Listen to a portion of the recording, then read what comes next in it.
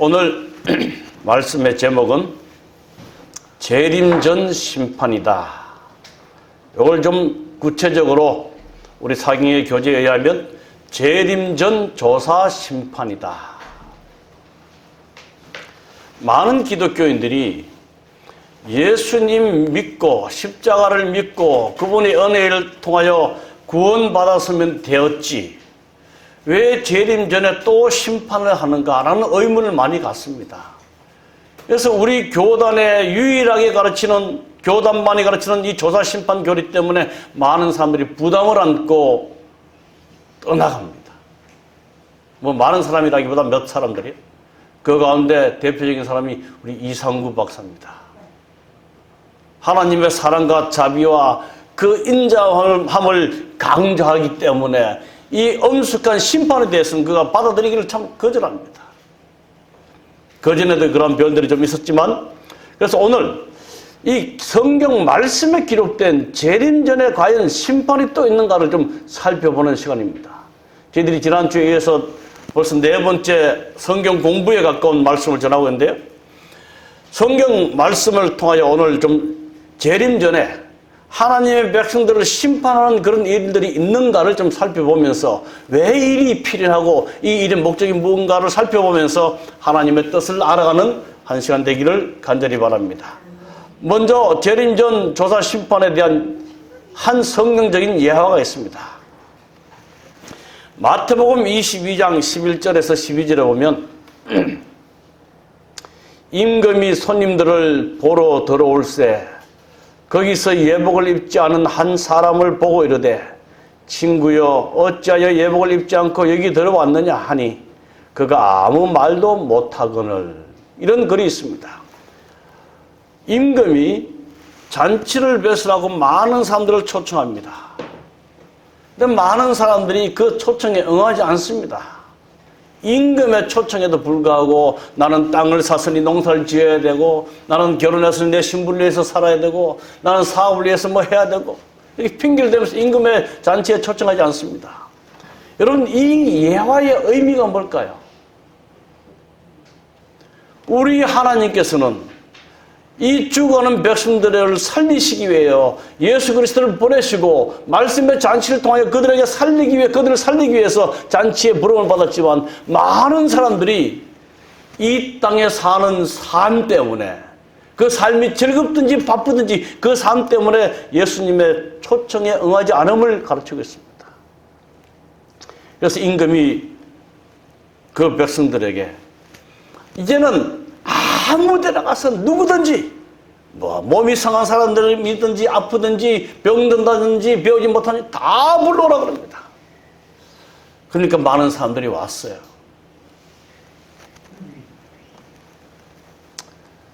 이제 임금이 이 잔치에 온 사람들을 환영하는 인사를 하며 그들에게 음식을 베푸기 전에 그 손님들을 두루 살펴봅니다. 여기 보면 손님들을 보러 들어올세 이렇게 기록되어 있는데, 이 본다는 말은 손님들을 관찰하러, 손님들을 살펴보기 위해서 들어오는 독특한 의미가 있습니다. 근데 들어왔는데 그 당시 임금이 초청한 그 잔치에 들어오려면 다 임금이 준비한 가운을 입고 와야 돼요. 근데 한 사람이 예복을 입지 않고 들어왔어요. 그러니까 임금이 자네는 왜 예복을 입지 않고 들어왔는가 하고 묻습니다. 근데 이 기록에 의하면 그가 아무 말도 못하거늘 유구무원이거늘 라고 대답합니다. 자, 이 예화가 왜 기록되었을까? 지난번에 말씀 한번 드린 것 같은데, 이 온 손님들 중에 예복을 입지 않은 사람은 왜 예복을 입지 않고 들어왔을까요?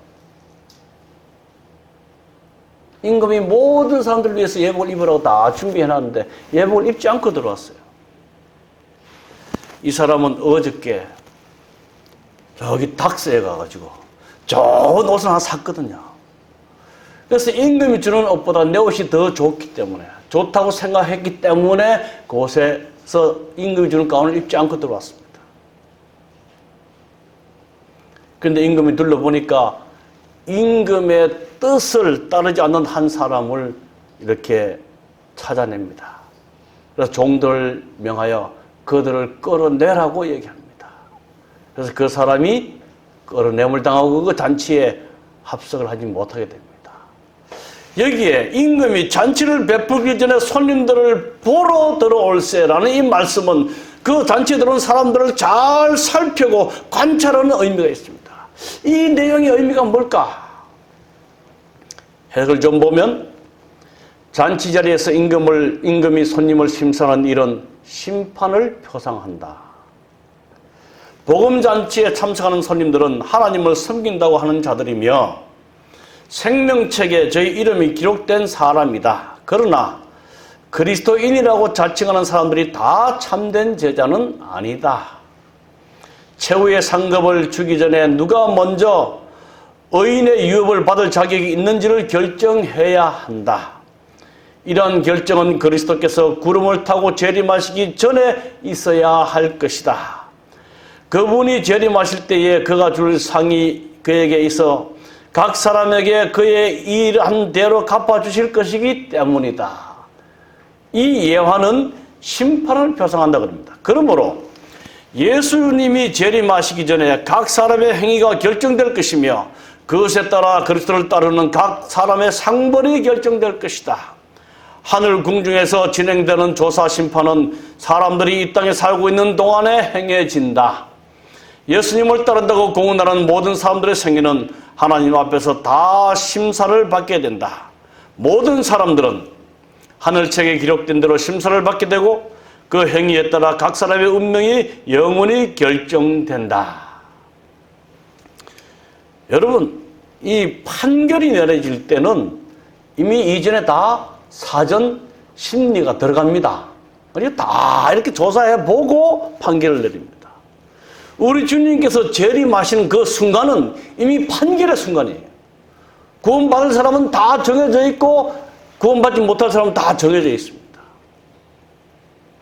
그래서 여기 이제 조금 말씀을 이어서 가면 여기서 임금이 준비한 예복이 무엇인가 하는 거죠. 왜 이 사람은 예복을 입지 않았기 때문에 쫓겨남을 당할 것인가?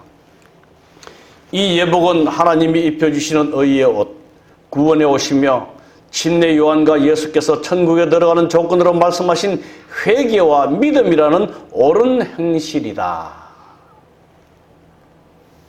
사람이 아무리 의로운 일을 할지라도 아무리 비싼 옷을 입을지라도 예수님께서 주신 의의 옷을 입지 않으면 하늘에 합당하지 않음을 이야기해주고 있습니다. 근데 이 한 손님은 자기 옷이 너무 좋아 보였기 때문에 임금이 준비한 옷을 입지 않았습니다.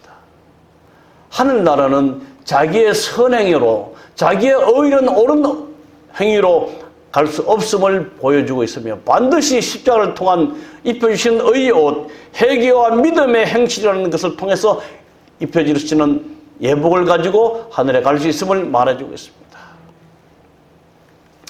조사 심판이란 무엇인가? 조사 심판은 죽은 자 중에 누가 그리스도 안에서 잠자고 있으며 그것은 또한 살아있는 자들 가운데 누가 그리스도 안에 있으며 하나님의 계명과 예수의 믿음을 지키고 있고 그러므로 그분의 영원한 나라에 들어가도록 성천할 준비가 되었는지 분명히 알려준다. 그러므로 그리스도 안에서 누가 첫째 부활에 참여하기를 합당한 것을 하늘의 주민들에게 계시해 준다.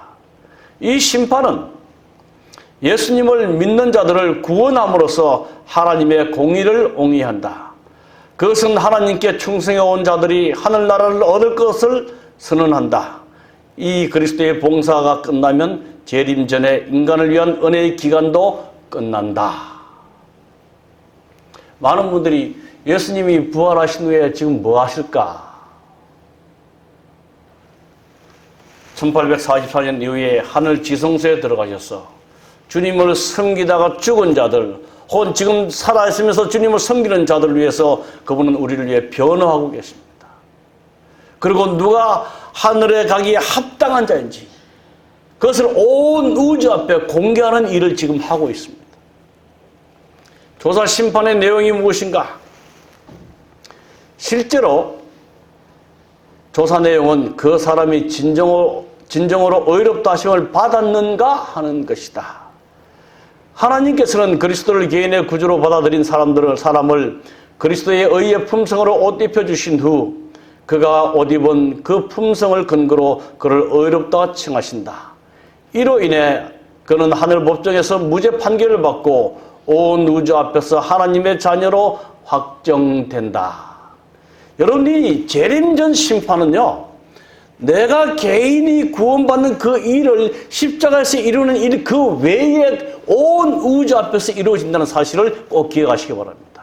제가 지난번에 말씀드렸지만 첫 시간에 지구와 우주의 개념을 우리가 분명히 알아야 됩니다. 그런데 이 조사 심판의 시간은 언젠가? 재림 전이다. 요한계시록 14장 7절에 우리는 셋천사의 기별을 합니다. 하나님을 두려워하며 그에게 영광을 돌리라. 이는 그의 심판의 시간이 이르렀음이니 하늘과 땅과 바다와 물들의 근원을 만드신 이를 경배하라. 여기에 심판의 시간은 재림의 시간이 아닙니다. 조사 심판의 시간을 말하고 있습니다. 재림은 이미 확정된 판결을 내리는 시간이기 때문에 판결 내기 전에 조사하는 심판들이 있어야 한다는 사실입니다. 그래서 사도 베드로는 베드로전서 4장 17절에 하나님의 집에서 심판이 시작할 때가 되었나니 만일 우리에게 먼저 하면 하나님의 복음을 목정치 아니한 자들의 그 마지막이 어떠하겠느냐. 그러니까 하나님의 집, 다르게 말하면 하나님을 믿는 백성들에게 먼저 조사 심판이 이루어진다고 말하고 있습니다.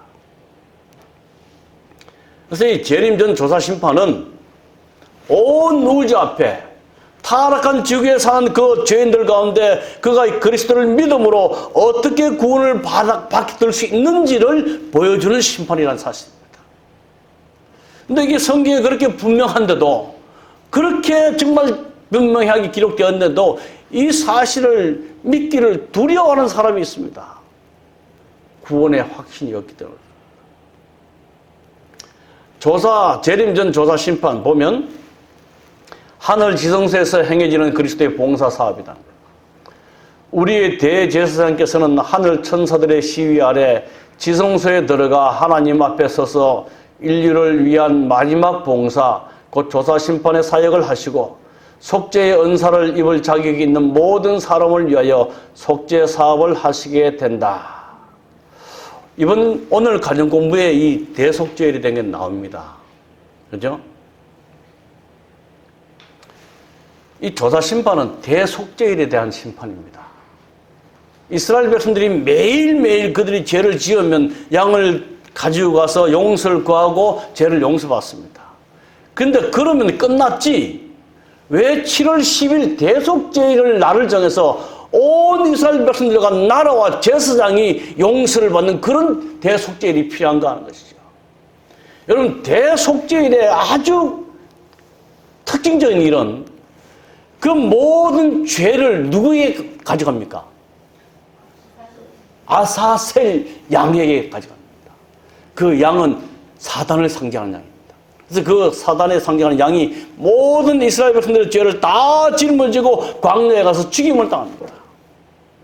그것은 이 지구의 마지막 역사에 죄의 창시자인 사단에게 모든 죄가 다 돌아가게 되고 그가 멸망당하는 그 사건이 삼림 때 일어나게 됩니다. 그것을 우리에게 가르쳐주고 있습니다.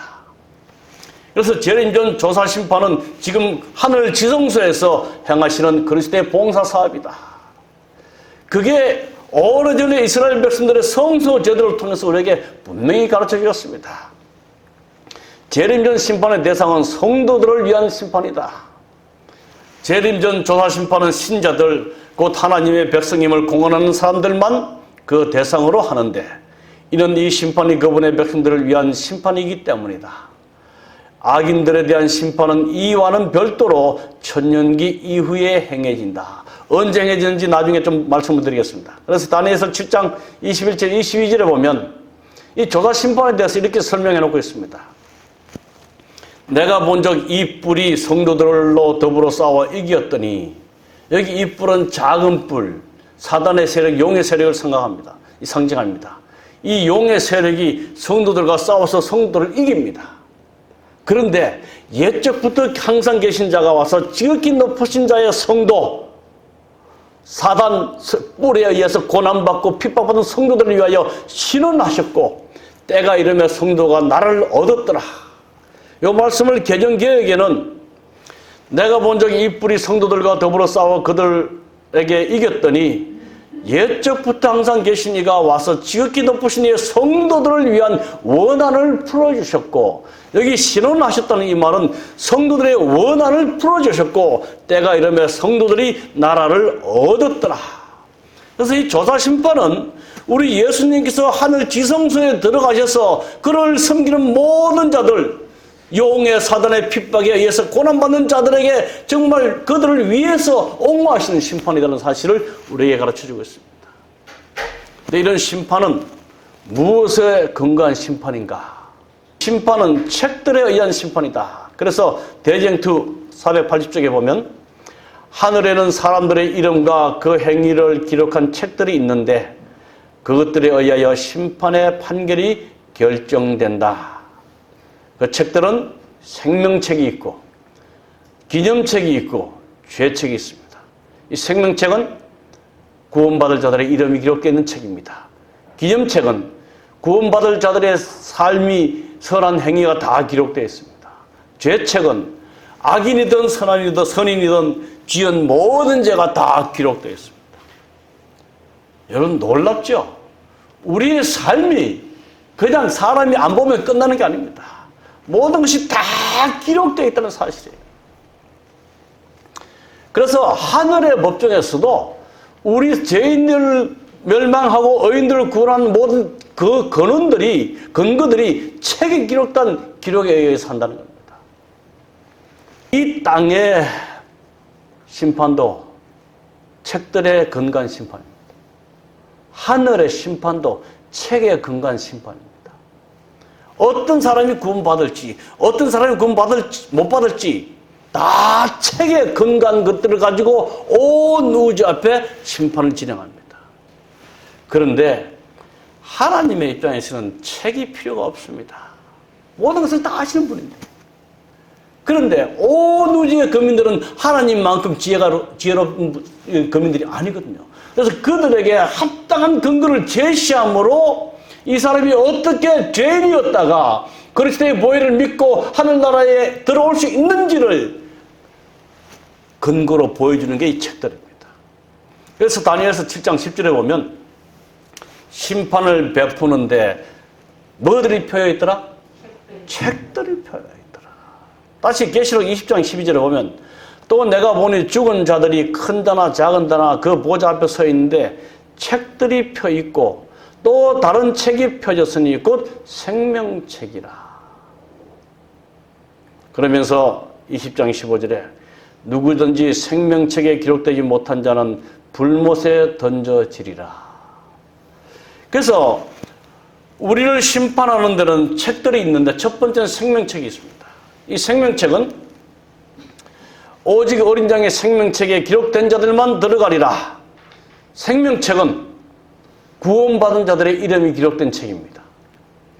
귀신들이 너희에게 항복하는 것으로 기뻐하지 말고 너희 이름이 하늘에 기록된 것으로 기뻐하라. 하늘 생명책에 기록된 것으로 기뻐하라. 그 다음에 기념책이 있습니다. 그때 여호와를 경외하는 자들이 피차에 말하며 여호와께서 그것을 분명히 들으시고 여호와를 경외하는 자와 그 이름을 존중히 여기는 자들을 위하여 여호와 앞에 있는 기념책에 기록하시느니라. 하나님의 기념책에는 의로운 행위가 빠짐이 없이 영원히 기록된다. 거기에는 유혹을 물리친 것, 악을 이긴 것, 부드러운 자비로 표현한 말이 모두 자세히 기록된다. 그리고 모든 희생적 행위와 그리스도를 위하여 받은 고난과 슬픔이 모두 기록된다. 여러분, 세상 사람들이 알아주지 않아도 위로받기를 바랍니다. 우리가 아무도 알지 못하는 구석에서 정말 교회를 위해서 기도하는 일들, 한밤중에 찾아온 가난한 사람들을 위해서 내 가진 것들을 다 내어주는 일들, 정말 좌절되어서 삶의 의욕을 잃은 그런 사람들을 찾아가서 위로하는 그 말들이 다 기록된다는 사실은 우리를 얼마나 용기 주는지 모릅니다. 이 기념책, 생명책이 있고 기념책이 있고 그 다음에 죄책이 있습니다. 하나님은 모든 행위와 모든 엄밀한 일을 선악간에 심판하시리라. 죄책에는 각 사람의 이름 아래 온갖 악한 말, 이기적인 행위, 온갖 의무태만, 은밀한 죄, 모든 기만 등이 무섭게도 정확히 기록되어 있다. 하늘의 경고와 견책을 등한히 한 것, 시간을 낭비한 것, 기회를 놓친 것, 이 모두 기록하는 천사에 의해서 기록되어진다. 여러분, 이 죄책에 대해서 제가 이 말씀을 공부하다가 성경 말씀에 간음한 여인에 대한 사건이 생각이 났습니다. 예수님께서 어느 날 백성들을 가르치고 있는데 유대의 제사장들과 랍비들이 현장에서 간음하다 잡힌 여인을 데리고 갑니다. 데리고 와서 예수님 앞에 내 동댕이를 치죠. 치면서 예수님께 질문합니다. 예수님을 함정에 빠뜨리기 위해서. 예수님, 모세의 법에는 간음하다가 현장에서 잡힌 여인을 돌로 치라고 했는데 당신은 어떻게 하시겠습니까? 이 질문의 의도는 뭡니까? 예수님께서는 사랑을 강조하셨거든요. 사랑을 가르치는데 사랑을 가르치는 당신은 이 현장에서 잡힌 여인을 어떻게 할 것입니까? 모세의 법에 의하면 돌로 치라 그랬는데 사랑을 가르치는 당신은 어떻게 치고 할 것입니까? 그들은 예수님을 함정에 빠뜨리기 위해서 많은 질문들을 합니다. 그래서 어떤 저자는 예수님이 받은 질문과 그분의 대답이라는 책이 있는데 정말 공부할 만해요. 이때 예수님이 하신 일이 뭐죠? 땅에다가 이 사람들이 돌을 들고 이 여인을 고치려고 하는데 허리를 숙이시고 땅에다가 뭔가 글을 씁니다. 근데 돌로 치려고 했던 한 사람이 도대체 예수라는 분이 뭐 하는 것일까 하고 딱 가봤는데 무슨 내용이에요? 자기가 아무도 몰래 지은 죄를 기록하는 거예요. 아이고, 돌을 툭 놓고 도망갑니다. 슬그머니 뒷걸음질해 갑니다. 그 다음 사람이 또 궁금한 겁니다. 저 사람이 왜 저럴까? 돌을 들고 치려고 그러다가 가보니까 예수님이 자기의 죄를 또 도망가고 다 도망갔습니다. 또 우리 예수님이 또 다른 이가 있느냐? 여인아, 나도 너를 정죄치 아니하노니 가서는 다시는 범죄치 말라. 이 여인이 누구예요? 막달라 마리아. 7 귀신 들렸다 용서받고 가늠한 죄에서 용서받고 그래서 그 용서해가 너무 커서 마지막에 예수님께서 십자가에 돌아가시기 전에 향유를 갖다가 예수님의 발에 기름 부은 여인 막달라 마리아. 예수님의 부활에 그 아침에 가장 먼저 찾아갔던 막달라 마리아. 예수님의 용서의 사랑에 가장 감동받았던 이 여인은 어떤 사람보다 예수님의 위대한 종이 되었습니다. 근데 거기에서 제가 여기서 드리고 싶은 말씀은 예수님께서 다 기록하셨어요. 그 말씀은 다 알고 계신다는 사실. 죄책은 비록 책에 기록되지 아니하였을지라도 예수님은 다 알고 계신다는 사실을 우리에게 보여주고 있습니다. 그럼에도 불구하고 책에 기록한 이유는 온 우주인들이 그 기록의 근거에 의해서 이 사람들이 왜 멸망을 받아야 할지를 그들이 긍정한다는 사실입니다. 그래서 요약을 정리해보면 생명책에는 하나님의 초청을 받아들여 그분과 올바른 관계를 맺은 경험이 있는 모든 사람의 이름이 기록되어 있다. 하늘책에 내 이름 적혀있나이까. 기념책에는 생명책에 그 이름이 기록되어 있는 사람들의 선한 행실들이 기록되어 있다. 죄책에는 아담으로부터 시작해서 마지막으로 이 땅에 태어나는 사람에 이르기까지 의인과 악인을 막론하고 모든 사람의 죄가 기록되어 있다. 그래서 사단은 이 조사심판 때 우리 예수님께서 하늘 지성소에서 하나님 아버지 앞에 이 사람이 구원받아야 마땅함을 얘기할 때 이 죄책의 기록을 가지고 하나님, 이 사람이 이러한 죄를 지었는데 어떻게 구원받을 수 있습니까? 그때 우리 예수님께 어떻게 변했어요? 맞다. 그 사람이 그런 죄를 지었다. 그러나 이 사람은 나의 십자가의 피를 의지하여 모든 죄가 용서를 받았기 때문에 구원받을 수 있다고 사단의 주장을 반박하면서 하나님께 변화하시는 겁니다. 재림 전 조사 심판이 필요한 이유는 무엇인가? 오늘 이거 잘 알으셔야 돼요. 일반 개신교에서의 구원은 죄인이 예수 그리스도를 개인의 구주로 받아들이는 초기 경험에 초점을 맞추고 있다. 맞습니다. 하지만 하나님의 구속사업의 완성은 모든 죄가 도말되고 죄의 결과도 모두 제거되어야 구속의 사역이 완성된다. 이 질문에 대한 올바른 대답은 구속의 경륜에 대한 폭넓은 이해, 곧 그것을 지구에 속한 인류의 관점이 아닌 하나님의 관점에서, 또한 이 세상적 배경이 아닌 우주적 배경에서 이해할 때에만 얻어질 수 있다. 여러분, 속죄 사업은 누가 하시는 거예요? 인간이 합니까? 하나님이 하십니까? 하나님이 하십니다. 그래서 하나님의 속죄 사업을 인간이 내가 구원받는 것으로 끝내버려서는 안 된다는 얘기입니다. 하나님의 이 구속 사업은 온 우주 앞에 죄가 도말될 때 그분의 사업은 끝나는 겁니다. 그렇기 때문에 재림전 조사 심판이 필요하다는 겁니다. 오늘 교과 내용입니다. 제가 수요일 소식에 따왔는데요. 재림전 심판의 목적은 하나님께서 당신의 백성들을 용서하시는 데 있어 하나님의 공의를 나타내기 위함입니다. 이 심판은 온 우주가 볼 수 있도록 그들의 삶의 기록들이 공개될 것이다. 하나님께서는 믿는 자들의 마음속에서 어떤 일이 일어났는지, 그들이 어떻게 예수님을 개인의 구주로 영접하였으며 어떻게 그들의 삶 가운데서 그분의 영을 받아들였는지를 보여주실 것이다. 우리의 중보자이신 예수님은 회개와 믿음으로 그들의 영혼을 지켜주도록 그분께 바친 모든 사람들을 위하여 효과적으로 탄원하신다. 그분은 그들을 변호하시고 갈보리의 강한 논정에 의하여 그들의 비난자를 물리치신다. 십자가에서 죽기까지 하나님의 율법을 완전히 순종하심으로 하늘과 땅에 있는 모든 권세가 그분께 주어졌다. 재림전 심판의 목적은 온 우주 앞에 공개적으로 하나님의 의로움을 나타낼 뿐 아니라 이 사람이 어떻게 구원받아야 되는지를 보여주는 사실입니다. 오늘 131조에 있는 말씀입니다. 재림전에 있게 될 조사 심판. 그래서 여러분, 교과 공부 정말 잘하시면 정말 큰 영원한 생명을 얻는 데 힘을 얻게 됩니다.